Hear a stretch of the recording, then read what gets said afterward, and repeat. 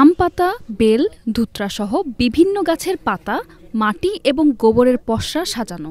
দূর থেকে দেখে মনে হয় কবিরাজ বসেছে গ্রামে, কিন্তু আদৌ কোনো কবিরাজ নন।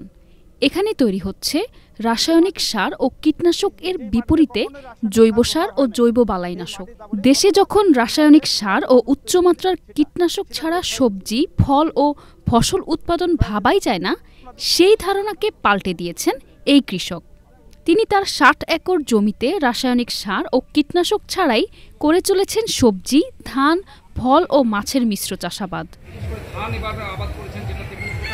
পোকামাকড় দমনে জৈব কীটনাশক স্প্রে বানানোর জন্য পরিমাণ মতো নিম, মেওয়া, ভেন্না পাতা, ধুত্রা, আম পাতা, বেলপাতা, গোমূত্র, গোবর ও পানি মিশিয়ে ড্রামে রাখা হচ্ছে ৪০ দিন।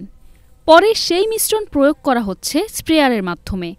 অপরদিকে বাসি টক দইয়ের সাথে ৩৩ গুণ পানি মিশিয়ে তৈরি করা হচ্ছে ছত্রাকনাশক। এই পদ্ধতিতে চাষাবাদ করে ব্যাপক সাড়া ফেলেছেন ঠাকুরগাঁয়ের পীরগঞ্জ উপজেলার সীমান্তবর্তী চন্দ্রা রনশিয়া গ্রামের কৃষি উদ্যোক্তা আজহারুল ইসলাম চৌধুরী। গত ২ বছর ধরে আমি রাসায়নিক সার এবং কীটনাশক মুক্ত চাষ করতেছি। আলহামদুলিল্লাহ যথেষ্ট ভালো। আপনারা দেখেন, এটা থাই জাম্বুরা, এবং জাম্বুরায় গাছে আমরা মাটি স্প্রে করছি। মাটি স্প্রে করলেই কীট চলে যায়। আরও আমরা যেসব করি ১০ পূর্ণি করি, সেটা ব্যবহার করি। আর সার হিসেবে আমরা ব্যবহার করি জীবামৃত, তরল জীবামৃত, অর্থাৎ গোবর এবং গোমূত্র দিয়ে তৈরি। কৃষক আজহারুলের চাষাবাদ দেখে অনুপ্রাণিত হচ্ছেন স্থানীয় কৃষকরাও। উনি কোনো কীটনাশক দেন না, উনি মাটি বা ওই প্রকৃতির জিনিস দিয়ে স্প্রে করেন। ইনশাল্লাহ আমরা এটা দেখতে আসছি, শিখতে আসছি। আমি খুবই উদ্বুদ্ধ হয়েছি এবং অনেক কম খরচে এখানে এই চাষাবাদটা হচ্ছে। এটা দেখে আমি খুবই আশাবাদ ব্যক্ত করছি যে এটা খুবই ভালো হবে। এখান থেকে শিক্ষা নিলাম এবং আমি গিয়ে আমার ফসলে আমি এই ধরনের চাষাবাদ আমি করব। কি পদ্ধতিতে রাসায়নিক সারটা, জৈব সার উৎপাদন করেছেন এবং পোকামাকড় দূর করার জন্য একটা তরল, বিভিন্ন গাছগাছরা দিয়ে তরল একটা তৈরি করেছেন, যেটা স্প্রে করলে পোকামাকড় সরে যায়। আমাকে দেখে আসলে ভালোই লাগলো যে আসলে এটা করলে সবার জন্য উপকার হবে। আমি প্রায় আশ্চর্য হয়ে গেলাম যে আসলে কীটনাশক ছাড়াও যে এরকম একটা চাষ ব্যবস্থা করা যায় বা সম্ভব।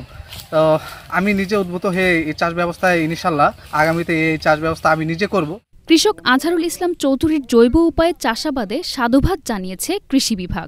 আমাদের পরামর্শে তিনি সম্পূর্ণ অর্গানিক পদ্ধতিতে চাষাবাদ শুরু করেছেন। রাসায়নিক সার এবং কীটনাশক ব্যতীত তিনি চাষাবাদ করছেন এবং ভালো ফলন পাচ্ছেন। সম্পূর্ণ তিনি জৈব পদ্ধতিতে কৃষিকাজ শুরু করে ব্যাপক সাড়া জাগিয়েছেন। জৈব পদ্ধতির চাষাবাদ দেশব্যাপী ছড়িয়ে দেয়া গেলে কমবে রাসায়নিক সারের ওপর নির্ভরতা, উৎপাদিত হবে বিষমুক্ত সবজি, এমনটি মনে করছেন সংশ্লিষ্টরা। কখনোই রাসায়নিক সার ব্যবহার হয় নাই। এই মাটি দেব আমি। SA. Hafsa, channel S news desk. অথবা আমরা যে ঘন জীবামৃত তৈরি করছি সেটা।